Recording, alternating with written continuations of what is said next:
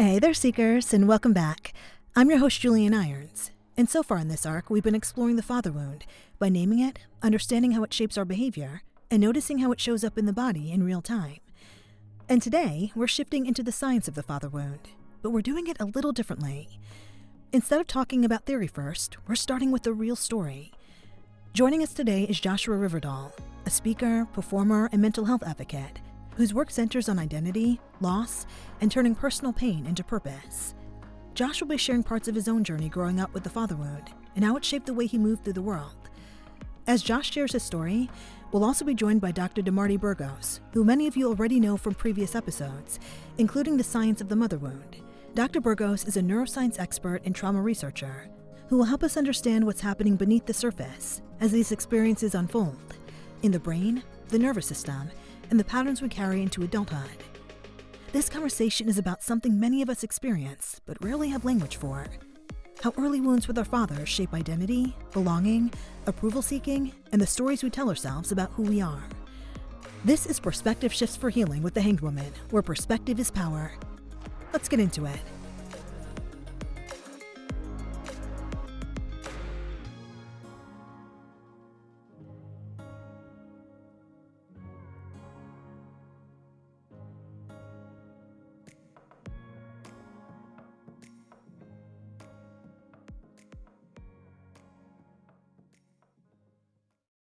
Hey Seekers, so before we begin, I want to share a quick content note.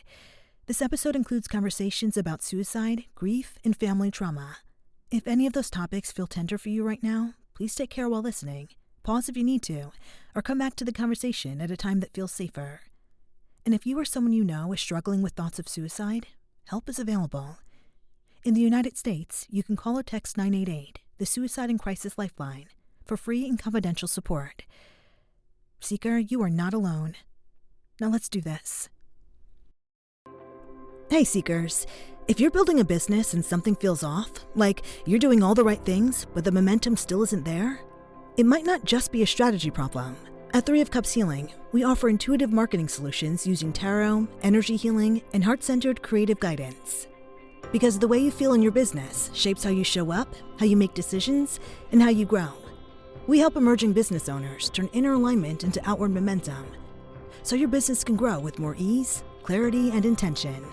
Seekers, if you're ready to build your business in a way that actually feels supportive, book a free consultation with us at 3ofcupshealing.com. Your vision, your magic. Let's make it real. Together. That's 3ofcupshealing.com. And now, back to the episode.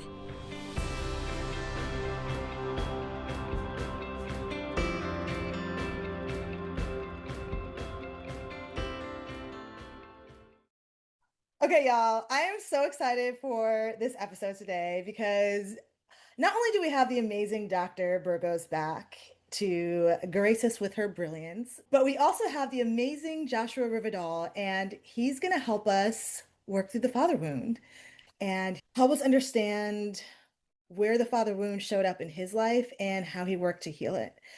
Thank you both so much for being a part of this conversation. I'm so excited to have you here. I am so excited to be here too. Excited and grateful. Excited and grateful. So, DeMarty, I know a lot of our listeners know about you already because you've been on the show and everybody loves you. But can you just start us off by telling us just a little bit about yourself and how you're here today? So I have a background in working in mental health that includes psychiatric hospitals, helping people get through things like rape crisis or suicidal ideations, dual diagnosis. Then I went to medical school and learned more about mental health. And I just love making sense out of my own life and helping other people make sense out of their life using neuroscience. And I'm so excited today because we get to do this together as a team with Josh today. Yes, I'm so excited. And Josh, I know you're going to talk to us about your story a little bit later on, but can you just help us understand who you are and what brings you to this conversation today? So I work in the field of mental health and suicide prevention. I'm a suicide loss survivor. I live with two diagnosed, very treatable mental illnesses. I have a history of childhood trauma. and history of some challenges with my dad, who's no longer with us. And I've had to go through a lot of healing, and I've integrated a lot of that into the work that I do, traveling US, Canada, and beyond, talking about mental health, suicide prevention, and integrating that and doing that with storytelling. So I'm also a stand-up comic, a playwright, and an actor. And so I've for the past 15 years, integrated that creative side into the academic and the educational and the healing side. And it's been a lot of fun, and it's been challenging. I've got a lot of frequent flyer miles, but it's all good. Yeah. Well, you're definitely hilarious Oh, because your book, The Gospel According to Josh, not only did it make me teary at so many points because of the subject matter, but you're so funny. Like the voices that you create, like your inner dialogue character. I was just like, this dude is funny. It really is a gift to be able to take such complex and heartfelt story, crushing story, really, and create moments of levity and humor in it. And you do it so well. So, so thank you. well. Yeah. It means a lot. Yeah. So, DeMarty, why don't we get started with the father wound, okay? What message do you have for fathers and adult children who might be listening today? So, this conversation is meant to be both loving and deeply honest for fathers and their adult children. My intention is always to find the pathway of highest love for anyone who is listening. So, let's use our hearts to make helpful observations and we can learn together. There is no judgment or shame towards dads or adult children. For any parents who are listening, it would be really helpful if you focus on your childhood, not on your parenting. Yes, yes. Now, what can we expect to learn about why the father wound persists? So, at first, it seems like the father wound is this shadow that quietly shapes who we become as adults. This emotional pain shows up in all of our relationships, in all areas of life, and it usually happens without us even realizing it. However, once we're on this healing journey, what we are actually hoping for is the dismantling of that shadow identity, meaning the part of our life that feels like shame, guilt, and grief. Our healing becomes stagnant when our nervous system does not feel safe to fully grieve parts of our childhood. And grief in the brain is the process of learning something new. For some of us, it may be helpful to become curious about how the father wound was formed in the first place. And we can explore ways to move forward when we feel stagnant in our healing journey. So, Josh Rivedal has written an incredible memoir that shows the exact process of being in the father wound, navigating healing, and walking the path to true authenticity. As Josh shares insights of his lived experiences, I can expand upon key moments to help us learn more about ourselves as well. And as you will see today, Josh's healing is also our healing. We are all connected.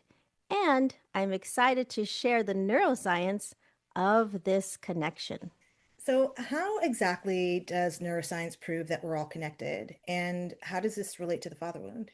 So, we have learned through neuroscience that our nervous systems talk to each other, much like how we're talking to each other right now. So, we are all subconsciously programming each other's nervous systems. So, this is one of the ways that our childhood nervous system reflects the nervous system that our parent had at that time. And it's the reason we may, at times, subconsciously embody our parents' nervous system today. And so many ands. And it's also the reason that our parents' nervous system is programmed based on their parents' nervous system, which is our grandparents. So there's this chain reaction. And the father wound that we feel has also been felt by our own father and by our grandfathers. In understanding how the nervous system works, we can develop compassion for ourselves and our ancestors. Learning these principles helps us expand our nervous system while strengthening our brain's flexibility in deeply exploring our wounds. Ooh, juicy. Let's do it. Let's do it. Let's have some compassion for ourselves and our ancestors. I really felt that in my soul as I deal with my own father wound. Whew. Oh, that actually brings tears to my eyes because I know that my grandfather has dealt with so many things, both of them. So, yes, I would like to help with the healing of that as well. So, Dr. Burgos, you like to teach about the nervous system, about mirror neurons, and attachment theory. What's the difference between survival mode and safety mode? Okay, so we primarily operate through two opposing systems: the parasympathetic nervous system and the sympathetic nervous system. Don't worry, you don't have to memorize that. So these two systems work like a team, and only one can be active at a time. So they must take turns. Okay, so let's talk about the parasympathetic nervous system. This system has a single neuron that connects the brain to the rest of your body. And this includes all your organs like your breathing, your heart rate, your gut, everything. This neuron, it's called the vagus nerve. You can write that down and look it up later. It physically activates a sense of safety in our bodies. It promotes a sense of calm and well-being in the mind and body. It helps us to slow down, prioritize being present, and connection with others. And it even helps the rest of the brain engage in creativity, humor, learning, flow of imagination, and it even helps us pay attention to deeper meaning in life. So throughout today's conversation, anytime I refer to a state of calmness, feeling safe, critical thinking, seeking affection or love, I'm talking about this parasympathetic nervous system being turned on. Okay. Now the other side, the teammate is the sympathetic nervous system. And this is the one that activates survival mode in our body. So what do I mean? In moments of danger or emergency, it releases stress hormones to the body that prioritize speed, protection, control, and it narrows our focus to get us out of danger's way. So this fear is a good thing. And I like to call this survival mode or a state of fear or a state of protection. Okay? Again, all of these are good things. However, if this survival mode is active during non-danger, then it is no longer helpful. When we are in survival mode daily for long periods of time, with or without true danger, the world feels hostile or unsafe, and we begin to feel trapped as if drowning in our emotions. This is what some people out in like in on Instagram, on social media now, are calling a dysregulated nervous system, which is when returning to a calm state takes too long, or maybe it even feels impossible.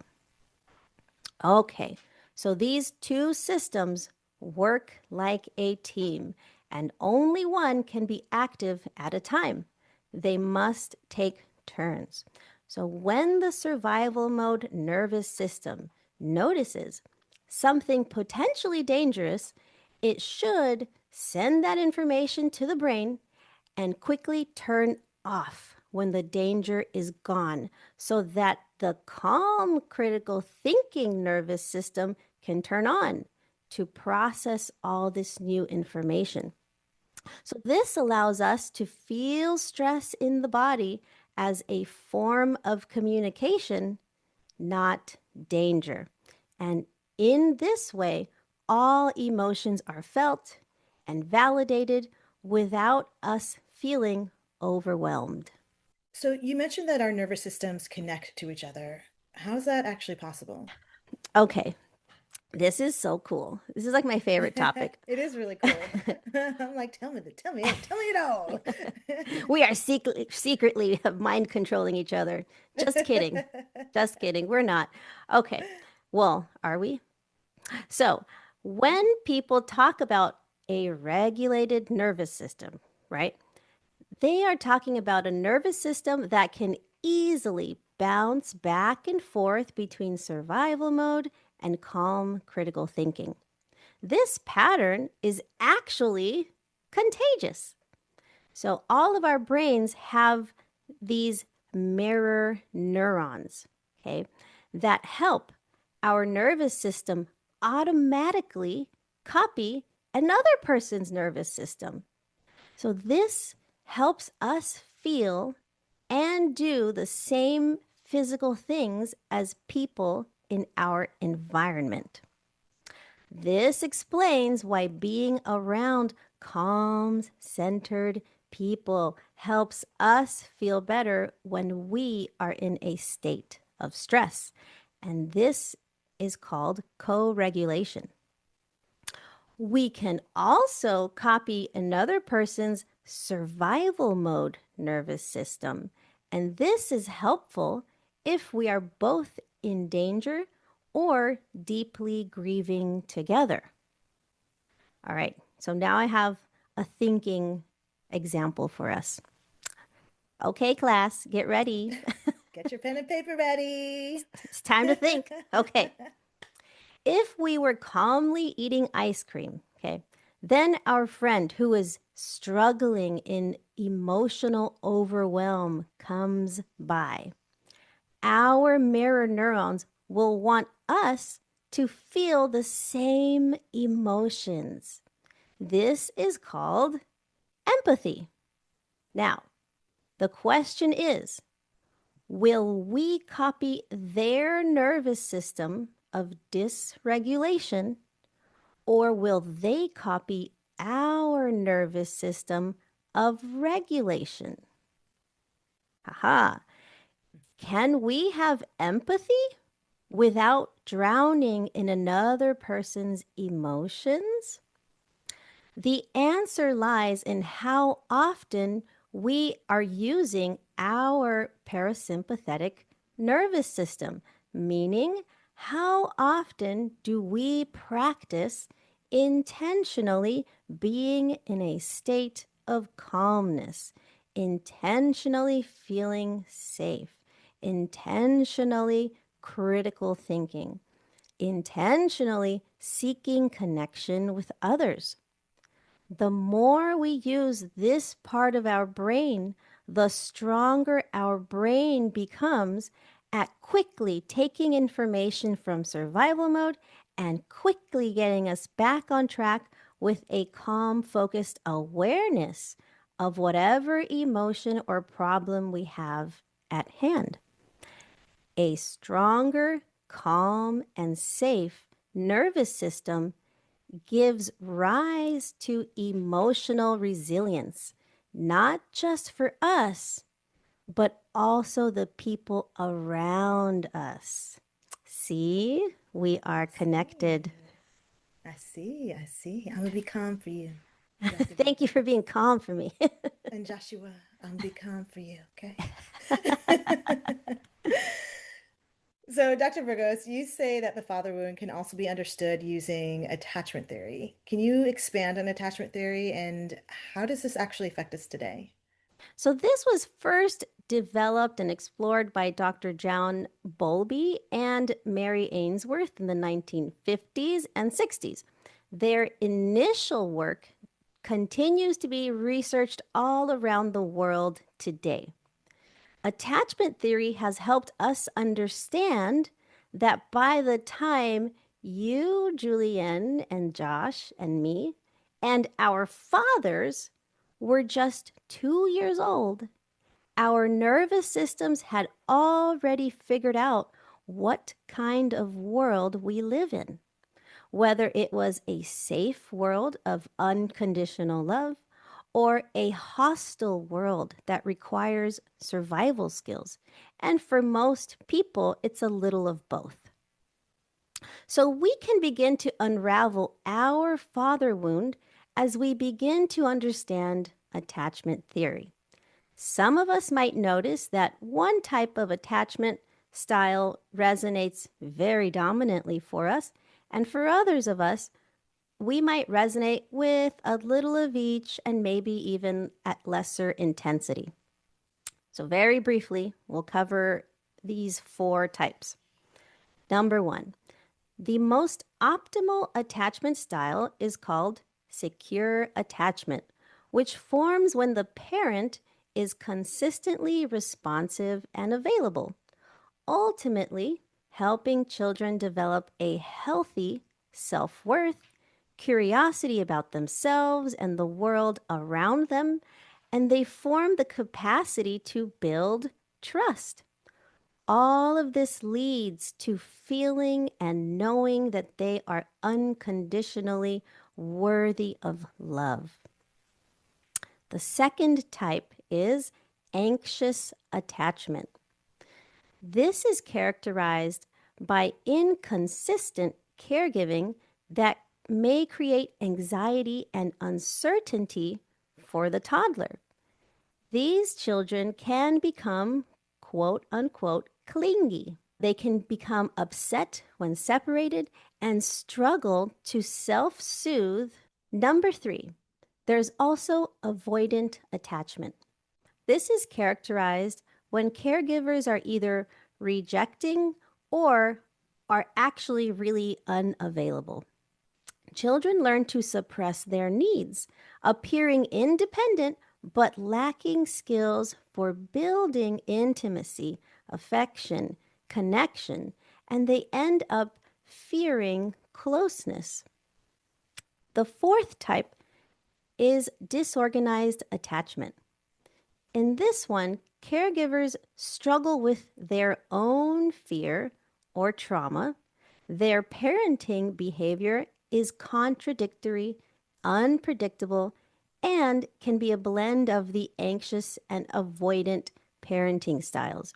So these children intensely crave affection and want love, but might also fear it.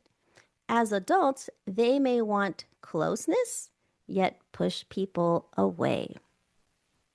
So all of these can have lifelong impacts.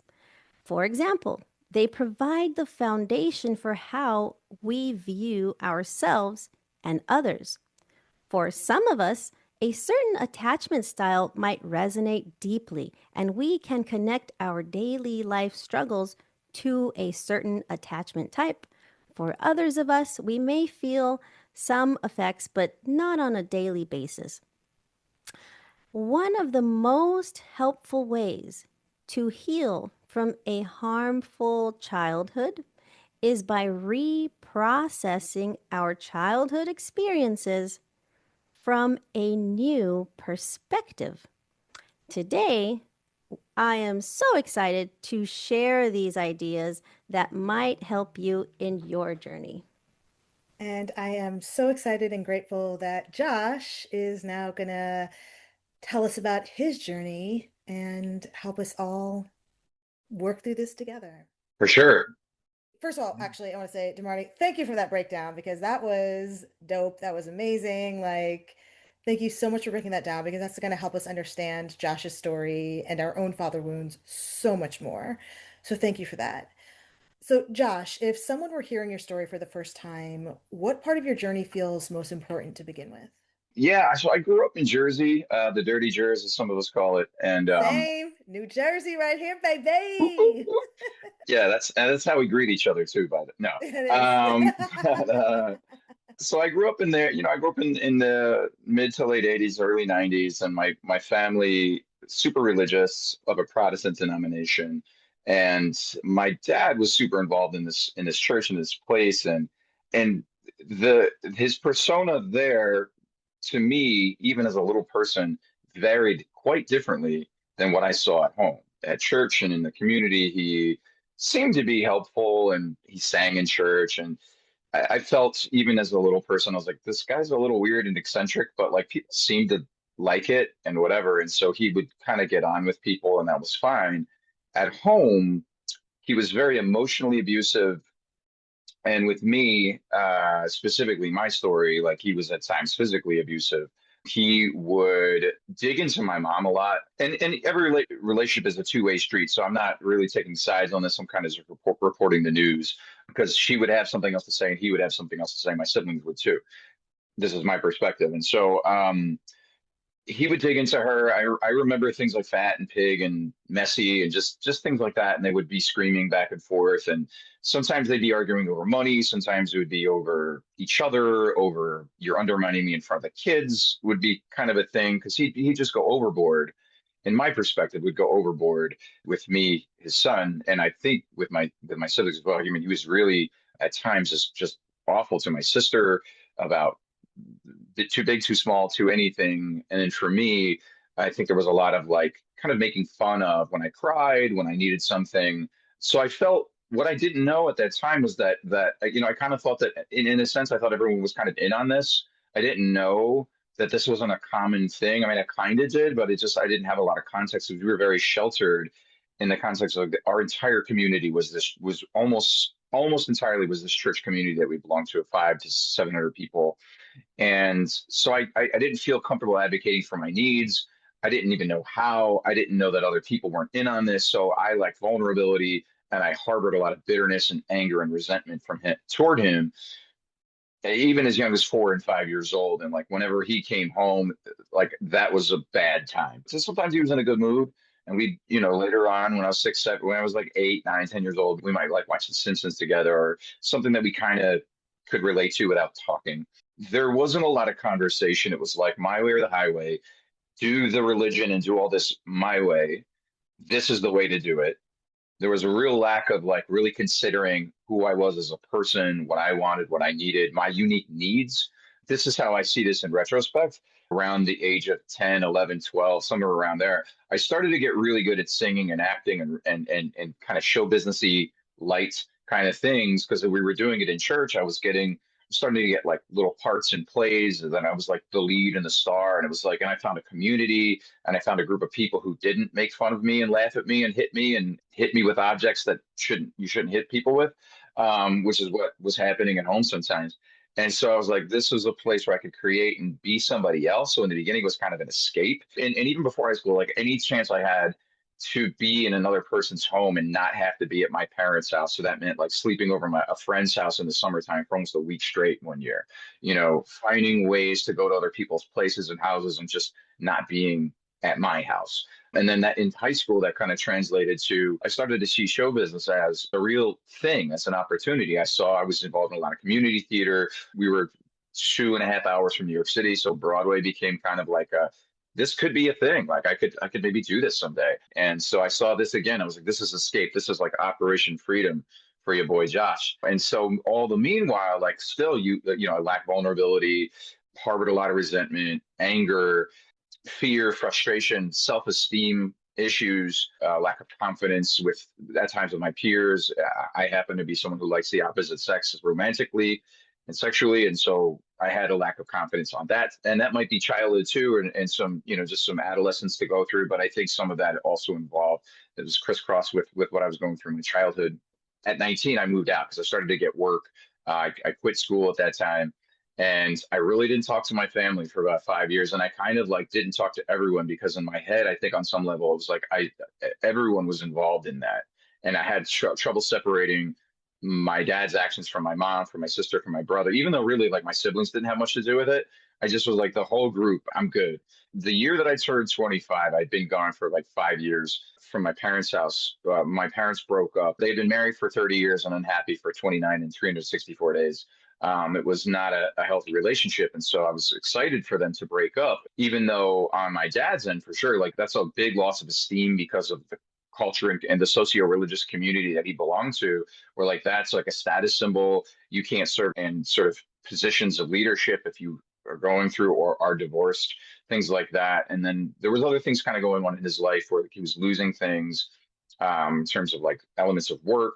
And I think he saw his kids kind of pulling away and all this other stuff. But I think the divorce was the catalyst in the beginning of the end. And so my mom started to heal and grow toward the end of that year. And my dad was obsessing over her and was having trouble eating and sleeping, was kind of going through some very unhealthy emotions. And it was strange because at this point he wanted to be my friend. I tried to kind of be a little supportive, but I was so angry about that. And I didn't ever said this to him, but I was like, you want to be a friend to me now that you have nothing? Thanks a lot, dog. Like that's not, I don't want that. You had all this opportunity and now you have nothing. Try again. In 2009, my dad turned 60 in February, and they had just started going through this process of figuring out the divorce. And I turned 25 the following month. March, they were supposed to finalize that divorce. Didn't get to happen because my dad died by suicide. Didn't like him. I didn't like that man, but I loved him and I still do. And I didn't want to see him suffer and die. And so for me, I was filled with trauma and chaos over the next couple of years. I wasn't dealing with that loss. I was instead kind of avoiding with substances. And then I flipped that out for like an exorbitant amount of work, 70, 80, 90 hours of mostly unproductive work, anything to avoid. Multiple major changes, which can be a catalyst, not a cause, but catalyst for suicide ideation and thinking, especially, when a nervous system is dysregulated and there's a lot of things going on in one's life. The body is scared even when there's multiple healthy changes, just because it's like, oh my gosh, there's all this stuff going on. Even though that's something that's super healthy and helpful, that's something we have to pay attention to in our own lives when we know we're going through multiple changes, whether healthy or not. How am I dealing with this? How am I growing? What are my actions and activities? Are they changing because of this? And then we get to recalibrate. But I didn't know any of this at the time, right? So I was going through all these multiple major changes. I lost the relationship with the girlfriend. I wasn't a kind of considered a compassionate partner. At the time, my mom sued my dad's estate, which was me and my brother and sister. So it wasn't like a direct lawsuit, but it was definitely like an indirect. And it was like a sin by omission, as it were, right? If you kind of think of maybe some of those biblical eschatology terms. So now I lost a parent because like I was being lied to and I felt betrayed. And I maybe wasn't dealing with it so well, but my other parent wasn't either. But all I can do is control my side of the street and keep that clean. But I didn't have that mindset at the time. And I was so devastated that I cut her off completely for about 9 months. At that time, I was like, I got a little cash from my dad's estate. I created a one-person show as sort of a way to heal and grow. And as I was going through this process, it was funny. Like one of the first things when I was in this class, I wrote the character of my father for the first time. And so my teacher, he was like, that was amazing, but you can't go on stage and out the bastard. And his note was, you have to write this person three-dimensionally. You can't like write a villain as a mustache twirling cartoon. I didn't realize how healing that was. It just allowed me to sort of get over some of the bitterness and resentment of him taking his life. And so then after I wrote that, and it started doing really well, and I got a chance to put it up in New York City, there was some waiting time. And then the beginning of 2011 happens, and I had almost nothing to do because I didn't book a lot of work. Because of that, I went from like 90 hours of work to almost nothing. And I had all this time to think about what I could have, should have been dealing with. Preventative healthcare, didn't see it that way, right? So I waited way too long to get help for all these things that I, recently had gone through, but also like of the 27 years prior to this as well. And so like I had no context of how to deal with it. And so I started to dig my heels and like, I'm just going to keep doing it the way I know and not be vulnerable and kind of isolate. And I isolated to the point where like I was having trouble eating, sleeping. I started thinking that nobody loved or cared about me. I started thinking about my own death. And you talk about like co-regulating nervous systems. I mean, it's sort of a 2-year delay. We have positive and negative role models in life. This was certainly not a positive one. And in his life, I saw suicide modeled. And so that was now on the table for me. And I felt super hopeless. You know, I felt like a burden. There was like 10 days shy of my 27th birthday where I thought it was the end. Thankfully, I got help. You know, my mom more or less saved my life in this moment. And I realized almost initially that I wanted to be a helper in this space where I needed the most help. As I started to heal and grow, I ended up digging into and getting trained in and getting supervised in mental health and suicide prevention work, where I was a speaker and educator. This was maybe 5-ish years after going through the process of nearly attempting and then being a helper in this space. It turns out this is a very universal situation that we got to deal with, you know, as human beings. I had to kind of realize and go back and, oh my gosh, like, even though it was horrible, right?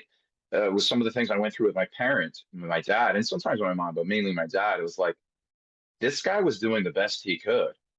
He did a shit job in a lot of cases. There were some things that he did wonderfully, but a lot of his work, I think, was pretty shoddy.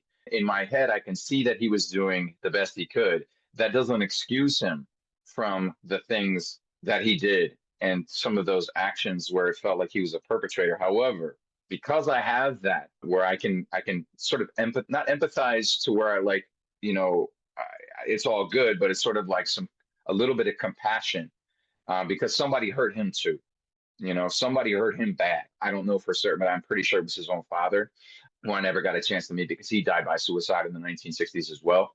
And so what that compassion does, it allows me to release that. And that release, like if he were still alive, that release does not allow proximity. Just because I release and forgive and can empathize on a certain level, it doesn't mean he needs to be in my life. You know, I get to make that choice as long as we set boundaries, and those boundaries are stepped over. There's going to be some hell, maybe some heck. It depends on the conversation we're having, but to pay. It's a long journey. It's a big journey. There's not a perfect process, and it's an ongoing thing. And I think what's kind of lovely about this type of work, specifically with these people who are so close to us, we get to work that into our other relationships, model that for those relationships, and we get to model that for the future too. And while making sure that the future generation with whom we are speaking and nurturing and loving, that the caveat with that too is that we're not giving them what we need, we're giving them what they need under the lens of like the very work that we're talking about here today. Yeah, and I think that gives us a lot of context to analyze what Dig in. Yeah, dig into what the father wound is in a real, tangible, real life situation for a real person. So, DeMarty, let's just break this down. And Josh, please chime in with things that come up for you as we go through this as well. Let's just start with For sure. the attachment style. So, DeMarty, what attachment style did Josh pick up from his father? I feel like, and Josh, you would know the answer to this, but I do. a little bit of some avoidant attachment, because he learned early on that relying on others is not safe. And so this independence that you talk about in the book that comes in at an early age, that wasn't really a choice. It was a survival mechanism. Yeah. And like even now, as you retell your story, you kind of fired your parents as attachment figures to help you survive the emotional inconsistency.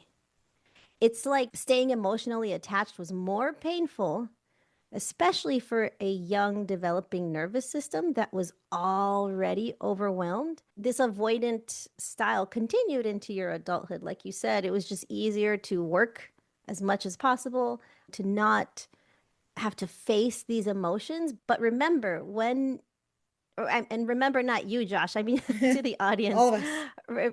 For the audience, this is a survival mechanism. Yeah. So like it was protective. So thank you, nervous system, for getting Josh through it all. And this is where, when we are able to start healing without shame and guilt of how we are today or how we were in the past. But Josh, do you feel like avoidant attachment kind of exemplifies? 100%. The avoidant for sure. So we have secure attachment, we have anxious attachment, we have avoidant attachment, and disorganized attachment. Anxious and avoidant, leaning hard toward avoidance for sure. And that's changed. And even now that comes up sometimes when I have to retrain, whether it's with my partner or whether it's with friends and family or even like colleagues. It's like, it's not always easier just to do it yourself, dude. Learn how to explain yourself, ask for what you need. Nobody's a mind reader. I know most of that stuff, and it's generally mostly in practice, but sometimes you've got to unlearn again.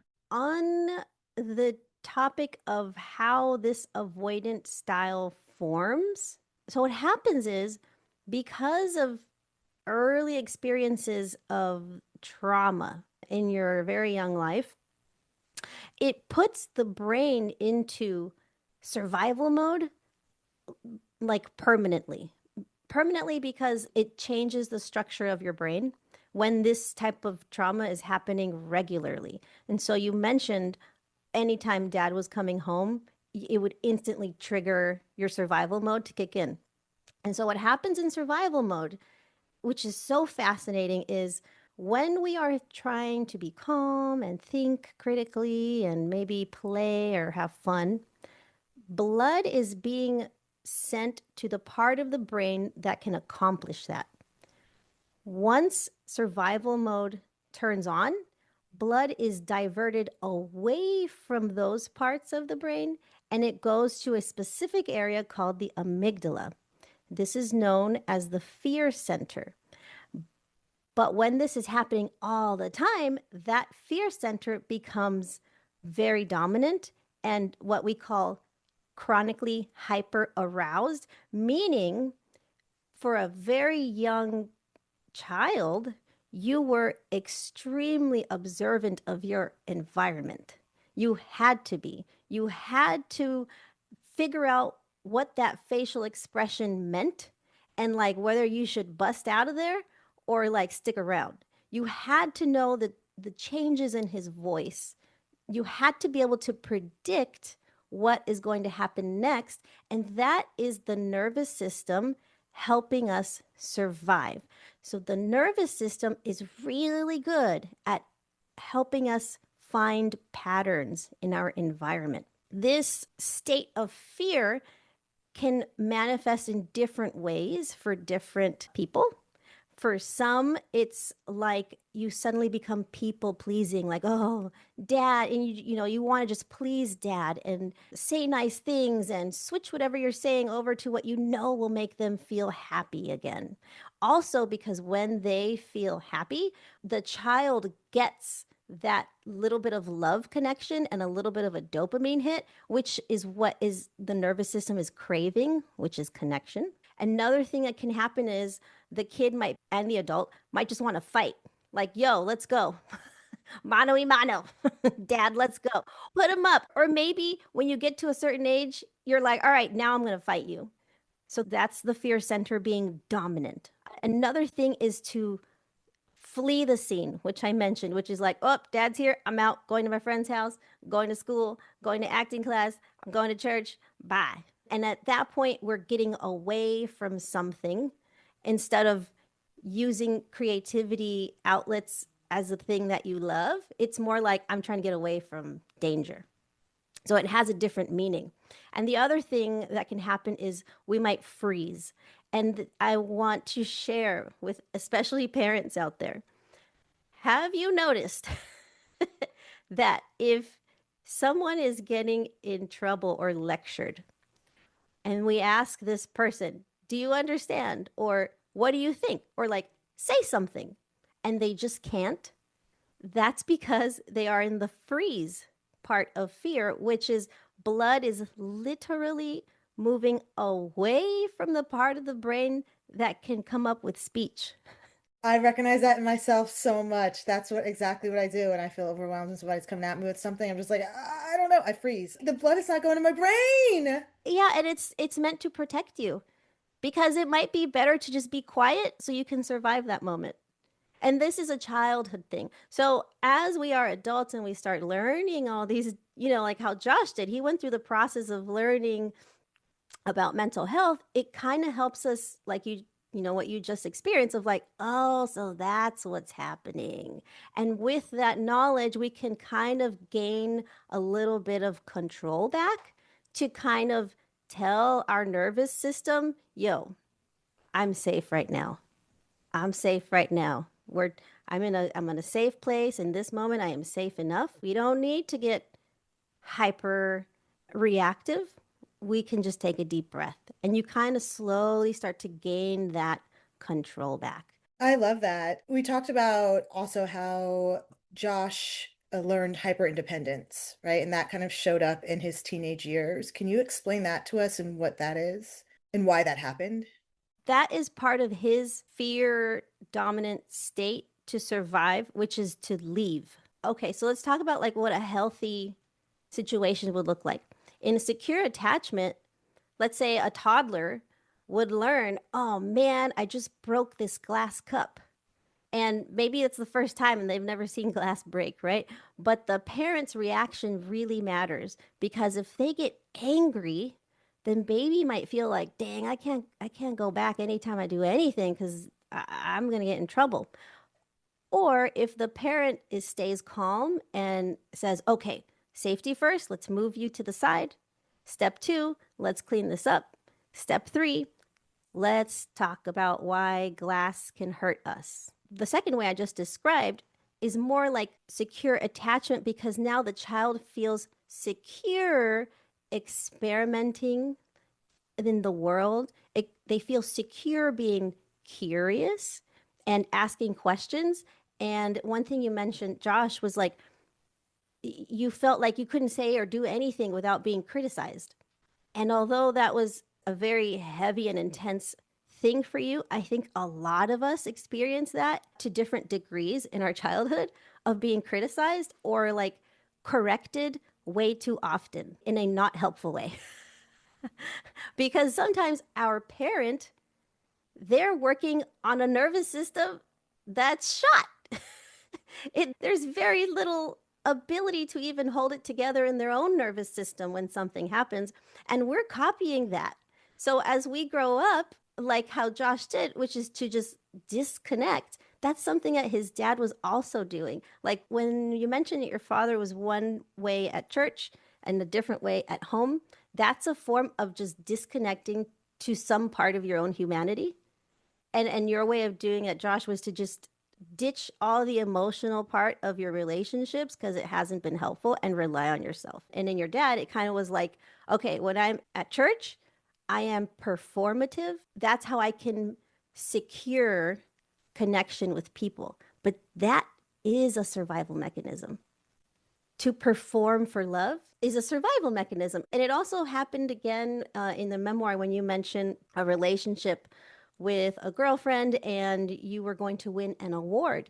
And in your memoir, you mentioned, I just wanted her to see that I'm somebody. Like, give me a second chance. Don't you see this trophy? But that is the performative survival skill that many of us also learned from our parent, but they learned it from their parent, and their parent probably learned it from their parent. Like, it just keeps going back. And when I realized this in my own life of how it just keeps repeating, I was like, well, shit, should I just be angry at everybody? Just blame my entire ancestry. And I thought, okay, that I can't, if I want to be mad at, at my dad, then I have to be mad at every single person before him. So then I kind of just educated myself a little more and thought, okay, well, what can I control is my response to this information that I'm learning. And that's exactly what Josh models so beautifully in your memoir. Josh, what's coming up for you as we go through this and talk about this? I'm definitely feeling some emotions and some teary eyes. I can do that and also remain present too. So I think I'm grateful for the nervous system and the work on that. And I'm grateful for the work of you both. Okay, Seekers, I think this is a really great place to take a break. We'll be right back with the episode. Here's a perspective shift. Your business doesn't need more pushing, it needs alignment. At 3 of Cups Healing, we offer intuitive marketing solutions using tarot, energy healing, and heart-centered creative guidance. We help emerging business owners turn clarity into momentum and vision into action. So seekers, if you're ready to grow your business with more intention and ease, book a free consultation with us at 3ofcupshealing.com. Your vision, your magic. Let's make it real. Together. That's 3ofcupshealing.com. And now, back to the episode.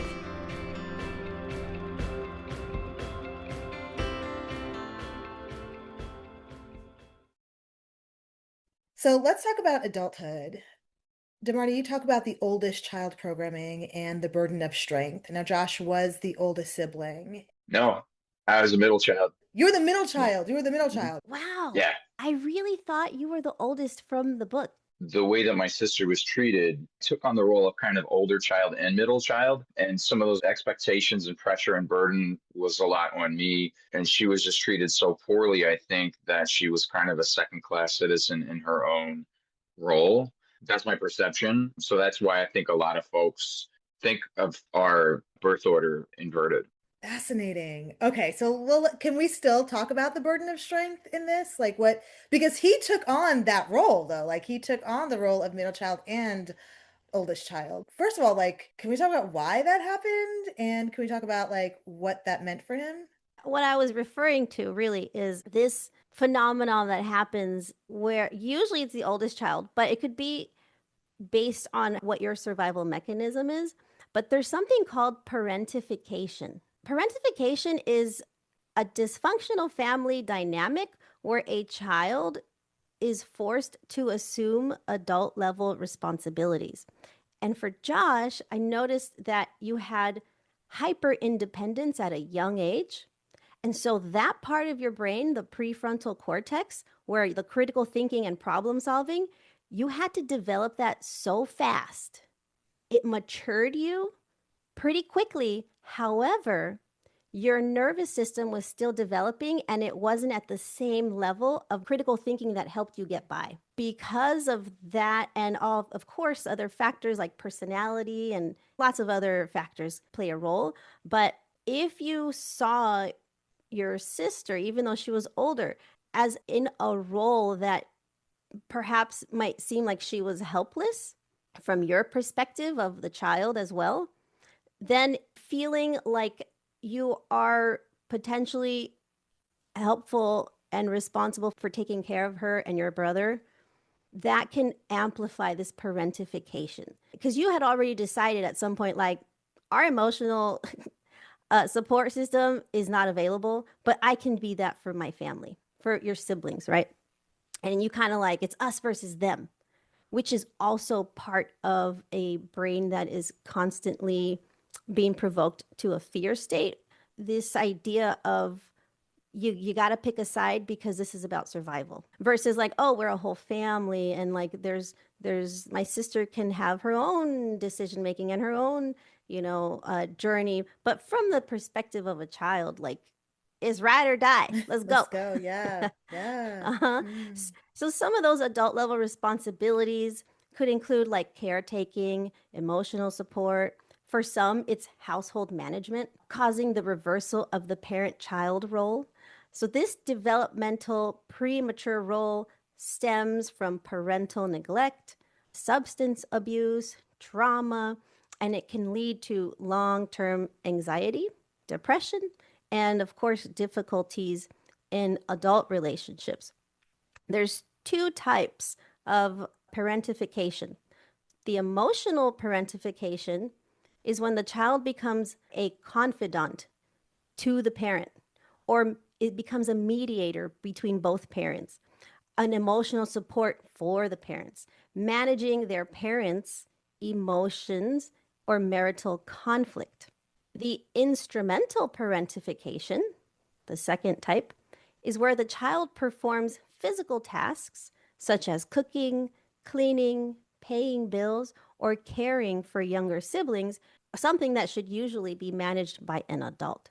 Part of this role that we use to protect ourselves includes a lack of boundaries where, like I said, the child is treated as a peer or a spouse for the parents. And the child begins to ignore their own needs to focus on the family's needs. And there's also traits of high anxiety, perfectionism, or difficulty playing and acting like a child. Does any of that resonate, Josh? Yeah, I remember being like 10 and vowing to get rid of all my toys because I didn't need them anymore. My brother is about 5 years younger. So I was modeling what my father was doing to him. So it wasn't kind. And I was trying to parent him. And then at times I felt like kind of emotionally responsible for my sister. And early on, like when I left home, like in my early 20s, and it faded away somewhat, but it came back at times. And I'm going to save everybody financially. I'm going to make sure that everybody's got it. I'm going to be the one who gets us out of this. It's not my responsibility, of course, but that's where my head was at for a long time. That's a big burden to carry. It really is. It's a huge burden to carry, especially for a 10-year-old child. Yeah. Absolutely. Absolutely. After my dad passed away, I became really focused on exercise and being as healthy as I could, which is like all good things, just like your creativity and writing and acting. However, I was doing these things because I specifically did not want to be unhealthy like my dad. My locus of control was external. That means I still very much identified so deeply with my father and his actions that those helped me determine my decisions. Instead of me choosing to exercise and make healthy decisions for myself only because I love myself. In the first example, we are getting away from something and we're finding an outlet for it. In the second example, we are moving towards something that brings us joy and love. One more point on creativity. Why is it so dang amazing for healing? When we are using our creative side of the brain, we're not exactly thinking about, your bills and your stress, and you're not thinking about them. You're focused on an activity that brings your nervous system safety and joy.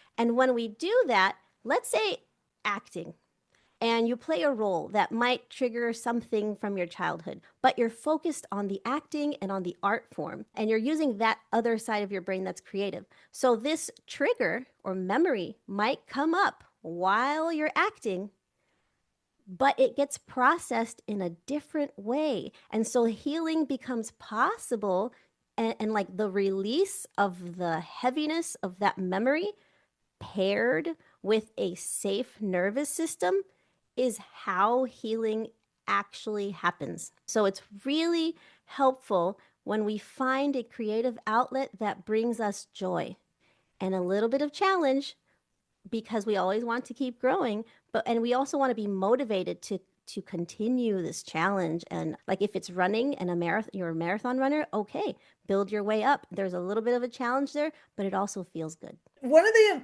parts about Josh's book that every single time it happened, I was just like zoned in. And it's when Josh created a different voice for the voice that's happening in his head.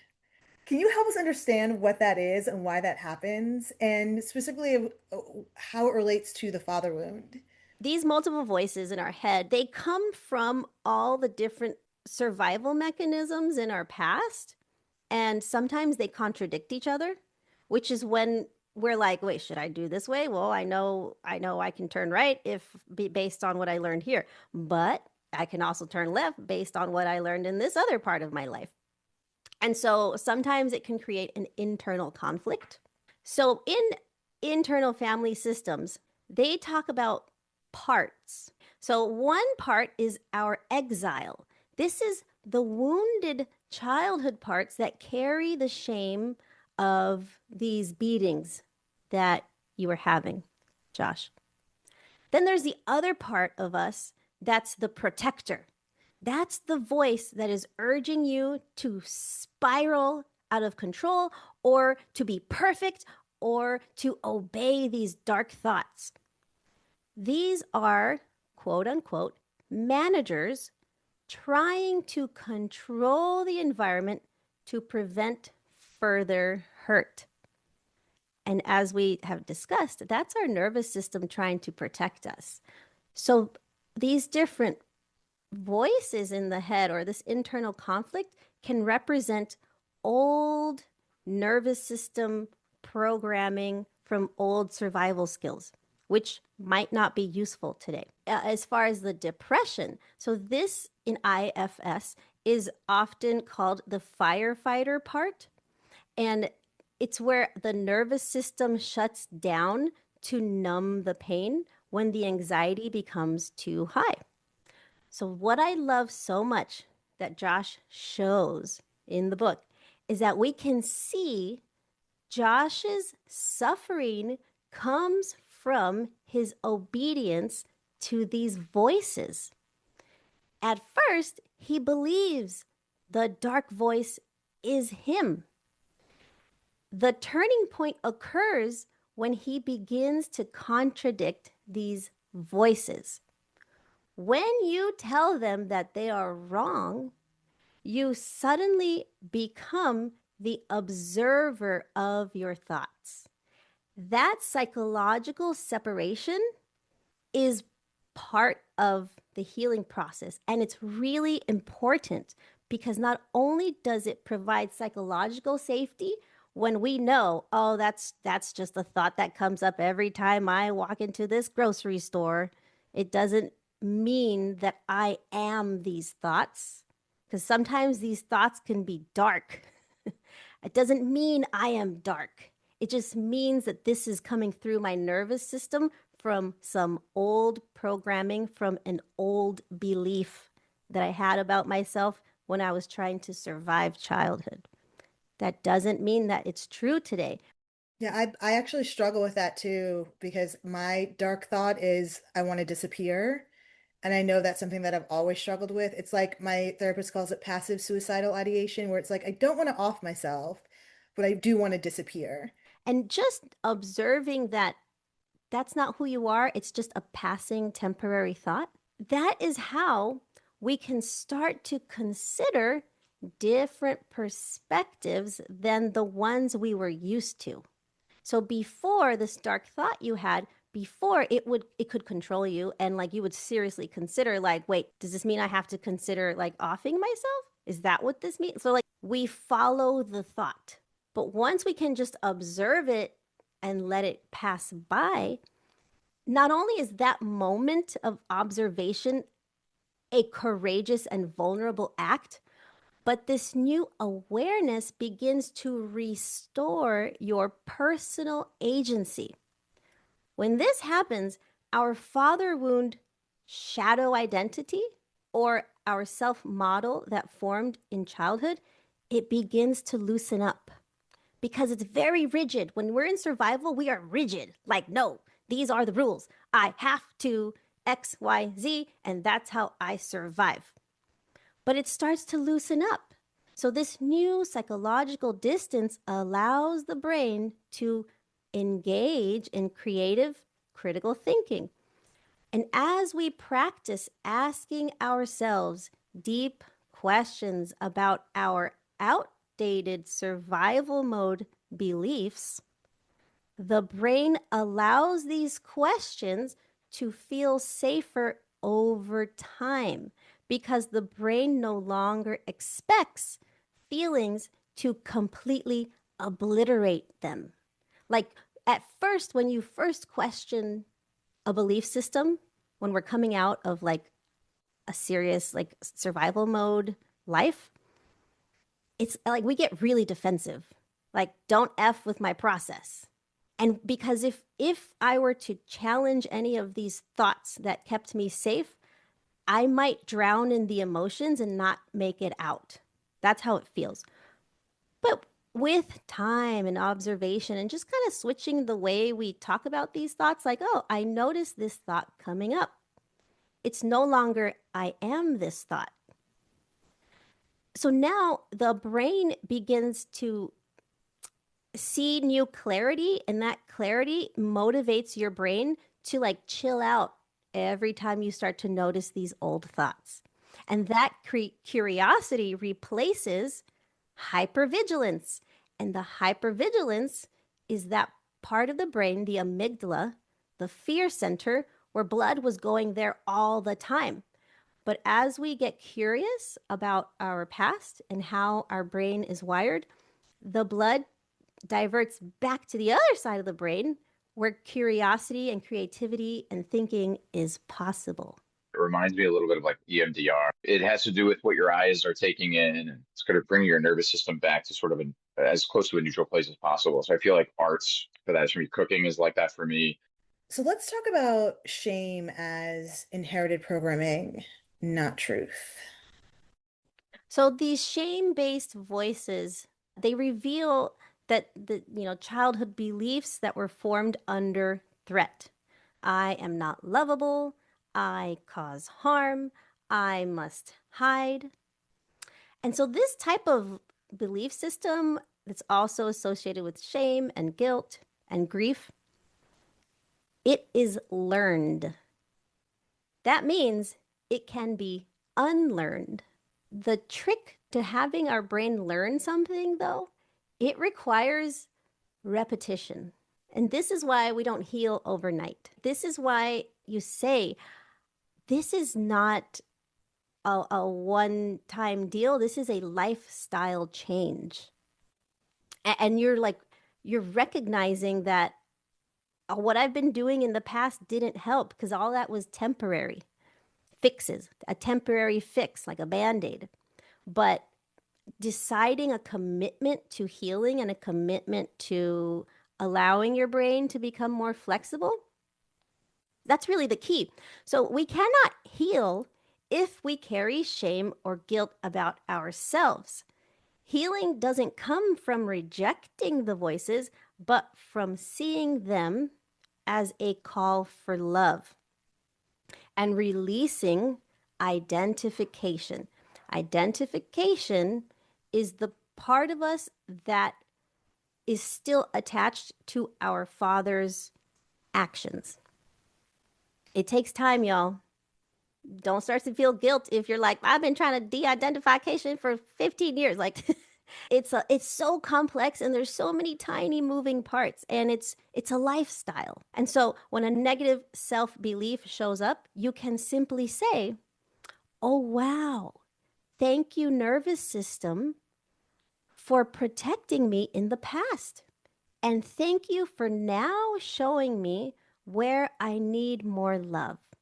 I'm still learning to love myself. Sometimes we want to just ignore them like, whoa, whoa, whoa, whoa. That's not good. That's not a good thought. Deny, deny, deny. But that's the nervous system giving us a red flag. And as we have learned, it will continue to show you the red flag until you validate the damn red flag. So when you acknowledge this is a pain point that you're realizing from your past, just be like, dang, I just learned something new. Thank you, nervous system. And you will see that it'll start to calm down with that specific red flag. I love what you say when you say resentment persists when grief is unsafe. And this is why the father wound persists. Like that hits me, like that hits home for me. Can you explain why that is? Using Josh's memoir and his example that he shared with us, his distant relationship with his father is marked by unresolved anger. This unresolved anger will stay in place until the nervous system feels safe to grieve. And grieving is about allowing the brain to learn something new. Now, that is not easy to do because that means everything he thought he knew about himself, about how the world works, maybe it's not that true. And so we have like this moment of identity crisis where it's like, no. It's better to just hold on to my grief and like stay stay in resentment, because if I fully process this grief, I might change. I might become a different person. And because it's not predictable, I don't want to do it. Remember, the nervous system loves things that are predictable. And healing, part of why we stay stagnant is because on the other side of it is something that we haven't experienced before. It's not predictable. Like these new feelings, these new thoughts. So like Josh, the version of you at the end of the book where you thank God for all of the stuff you struggled through, both your parents and all of your weaknesses and all of the trauma. But that thought process would not be possible or allowed in your brain the day after your father passed away. That neuronal connection would not be possible. The foundation has to be laid first before we can finally realize what healing and wholeness is. And this is why it takes us some bravery to allow yourself to grieve and to like let your brain continue processing by adjusting the neurons slowly for you. Imagine the nervous system is a shot glass, and it can only handle a certain amount of stress. But intentionally engaging the calm, focused nervous system in many different ways, daily, as you say in the memoir, it's a lifestyle change. This little shot glass will eventually become an 8-ounce cup. This doesn't happen overnight. As your nervous system is expanding its capacity, you are also discovering how your father wound was formed, and you are now more able to detach your identity from your father's actions. This is called de-identification.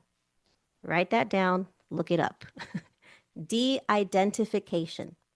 This becomes a release of the subconscious beliefs we have that maintain our adult shame, grief, and guilt. How does that feel hearing that, Josh? Yeah, I feel like there's a bigger balance inside, inside there, and I can manage, I can work through these things now. It's whereas before it was a slog, to make it through any of that, to make it through childhood. So doing the work definitely, I mean, I can feel it inside. I can feel it like when something's going on, when something from the past or something that looks familiar from the past, and it's like, wait a minute. You kind of slow down and have a different conversation. And I'm not the thoughts, because there are times too, like when, for example, I will think this sucks. I don't want to be here right now. I don't want to be here at all. Like, wait a minute. That's not the truth. That's a passing thought. I'm not my thoughts, And so that's one example. And then another example is when I'm in the car, because I can get pretty activated, I think, because of control and scarcity. And I just want to go fast and go where I want to go. But that person in front of me is doing whatever they're doing or acting a fool or making a similar mistake I made before.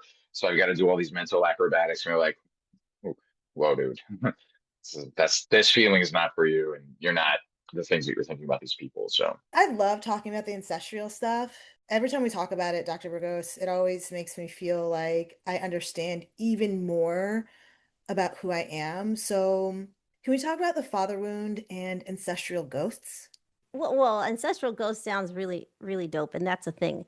And what I was referring to in the memoir is the dreams you have, where the ghost of your father comes to visit you, and y'all get into an argument. And I loved this. So in this scene between Josh and his father, it's a masterclass in de-identification because Josh screams, "This is all your fault." And the father replies, "You make your own decisions." And like he handed back the responsibility to you, but you as the writer in that moment that you had written this, you had you in your own healing are taking that responsibility back. at first it feels a little scary because my whole life I've been blaming my dad. And now it's like, wait, does this mean I blame myself now? No, it just means that we gain control over our reality now. And so, like I had mentioned before, the locus of control changes. So children in abusive homes often develop an external locus of control, meaning feeling controlled by outside forces, because they literally were. Now, healing requires a shift to an internal locus of control where now you are the primary decision maker and creator of your reality. If we talk about the epigenetics of this ancestral ghost, when the voice tells Josh, you're a lot more like your dad than you think. Ooh, that might be hard to hear for some of us, but it's biologically accurate. What we've learned from case studies of Holocaust survivors and their children who were not in the Holocaust, for example, is intergenerational trauma, which means the genetic transmission of trauma in our DNA. And it suggests that the gene expression related to stress, which is cortisol and the receptors for cortisol, that can be passed down. So Josh inherited his father's hardware, which is how sensitive the nervous system is. It's similar between the two, but you now have learned that you have different software, and that is the choices that you can now make that are different from the choices your father made and your grandfather. It's like Josh literally broke the cycle and changed your software to become different and more evolved than who your father and your grandfather both were. It feels like I'm being like seen. I mentioned the part that comes in the DNA, and you mentioned the part that we have control over, which is the environment that we provide for the next generation and for ourselves. So, like, for example, for you, Josh, and your father, the DNA part was there, and also the traumatic environment was there. So now it's like a double whammy. But now the software changes. So for the next generation and for you now, the DNA might be there, but the software, the environment is different. And guess what? The environment can start to change your genetic expression that you had inherited. So it's not permanent, because now your new nervous system is different than the nervous system you had 10 years ago. How empowering is that? We have a choice. We can change things for ourselves. We can change things for the generations that come after us by the choices we make. And I just find that so empowering. It's a superpower, I think. So, DeMarty, what does true healing actually look like for us when we're dealing with a father wound? Integration is when the capacity of the nervous system expands while the brain is simultaneously able to engage in new flexible thinking. This is how Josh was able to make a new meaning out of past trauma. At this point, he is able to thank God for everything, including the abuse, his weaknesses. And he sees that every shadow from his father wound has also shown him where light can grow. Oh, this has been such an amazing conversation. Josh, thank you so much for being a part of it. Do you have any final thoughts you want to leave all of us with? I just want to remind everyone that you're doing the best you can, right? Whether you're the parent or the child, or if you've perhaps even fill both roles. So as you're working on this for yourself, I can't stress highly enough to be as gentle with yourself as possible. You know, this is challenging work. It can be time consuming depending on where you're at in the journey, and it's completely worth it. And so sometimes also when we're working on ourselves and when things are challenging, things might feel like they get worse before they get better. Follow the process. have yourself some guides. Talk to a counseling therapist. Don't let that be your only tool, but it's a valuable tool. Seek others out, things like that. But be as gentle with yourself as possible, because it's taken your whole life to get to this point. It's not going to take your whole life to unlearn it and to unravel it, but it's going to take time. And so, hope and healing is available to all of us. Peace of mind is available to all of us. We deserve that. Own that for yourself and internalize that as best as possible, because the brain is going to catch up. Even if you don't believe that initially, you keep working through that and saying that, the brain is going to catch up and it's going to eventually believe that, and it's going to take those actions and activities, and you're going to start to become the person that you've dreamed about. And we can't wait to see that person. Looking forward to it. Dr. Burgos, do you have any words for us as we wrap up? Sometimes it might feel like our DNA or our past will determine what our future is going to be like. And sometimes it's hard to imagine what a better future could even look like. But I'm hoping that with all the information in today's conversation, there are some sparks of hope, and anyone who's listening who might be in any part of this journey, and to realize that there's so much more that we can be curious about. And I hope that that brings you a little bit of inner peace and joy, because the learning continues, and it can be exciting and rewarding and very real. And in that process, we become very authentic. We discover our authentic self, and that's so fun. Our authentic self is basically us living the life that we want, that we've always dreamed of but didn't know how to get there. It's just on the other end of like healing. It doesn't mean you have to finish healing, but the moment you start your healing journey and asking yourself deep questions is the moment that you start to discover your authenticity. So I'm excited for that process, for me, for you, and anyone who's listening. Josh, where can people find you if you'd like to be found? Yeah, at the local library. No, at perusing the periodicals. No, it's a dumb answer. So Instagram, you could find me on there, Josh. I think it's Josh_Rivedal, Rivedal. I'm on LinkedIn, IAMPossibleProject.com. You can find me there. You can get me on Amazon. I've got some books on there if you want to dig into some of that. I think that could be really helpful and useful. So I'm pretty easily discoverable. So get in touch, say hi.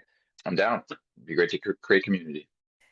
Dr. Burgos, where can people find you if you'd like to be found? Ooh, I have a website. I've been working, y'all. I've been working for the people. My healing is your healing, and your healing is my healing. Check out demartyburgos.com.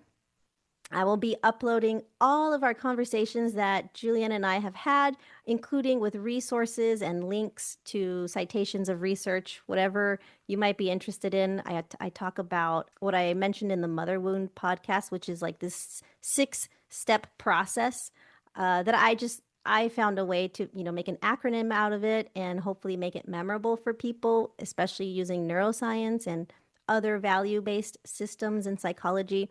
And it's really cool that Josh's entire memoir follows like the exact formula that I made. And it's beautiful that sometimes when we start, my little baby formula, sometimes that formula will take years to complete, and sometimes it'll take you like one day. It applies to everything. And ultimately what I want is, as you all know, the pathway of highest love for me, for you, and for the planet. Dr. Burgos, do you feel complete? Oh, yes. I feel complete with you and me and Josh and everyone that we are connected to who is listening. And Josh, do you feel complete? I do. Thank you. Thanks for asking that. I do. Yeah. Thank you again to Josh Rivedal and Dr. DeMarty Burgos for sharing such an impactful and heartfelt conversation with us. So Seekers, if today's episode sparked questions for you, we're releasing something special alongside this conversation. A Father Wound Q&A episode where Dr. DeMarty Burgos will answer listener questions and go deeper into some of the themes that came up throughout this arc. And next week, we'll explore the father wound through an energetic lens.